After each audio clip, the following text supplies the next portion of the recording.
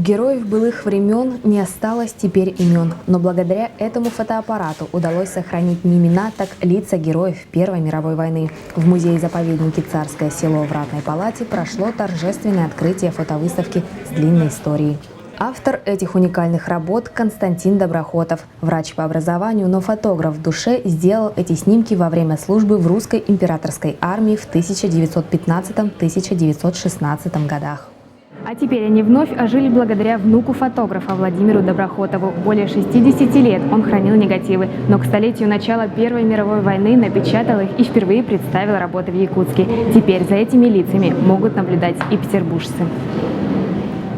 Медсестры в госпитале и за обедом, офицеры за столом и на лоне природы, их жены на передовой. В своих работах Константин Доброхотов показал не торжество побед, а простые человеческие истории. Участник 2 мировых войн, как никто другой, знал военные будни. В экспозиции представлены не все работы, более 70 снимков из 100, а общий вес фотографий вместе с упаковкой уже составил около 900 килограммов. Привезти ценный груз из Якутска было непросто, но для внука фотографа показать его было делом чести.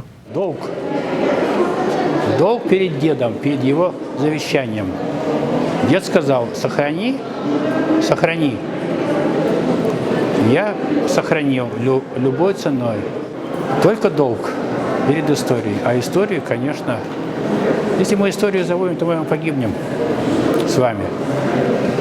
И вот мы я еще раз говорю, как мы верноподданные России, должны все знать, беречь.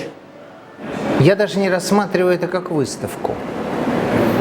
Это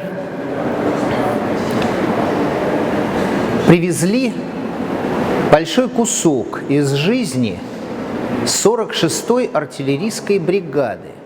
Очень много деталей не просто по форме, по содержанию. Мы увидели много такого, о чем говорили, но не всегда показывали. А вот и сам человек, большей частью остававшийся всегда за кадром. Константин Доброхотов в разные периоды жизни, с боевыми товарищами и даже со своим внуком. Эти кадры словно проводники в недалекое прошлое, глядя на которые совсем не чувствуется путь длиною в век.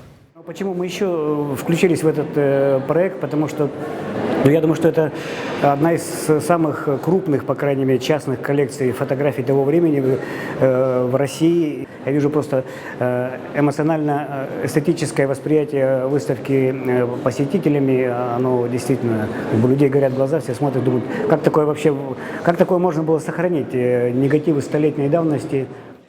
Каждый, кто захочет заглянуть в прошлое, может прийти в Музей России в Великой войне в Ратной палате. Экспозиция будет работать до 31 октября. Долг перед дедом Владимир Доброхотов выполнил. Слова благодарности от посетителей выставки не прекращались. Юлия Балабанова, Павел Матвеев. Производство «Синопс».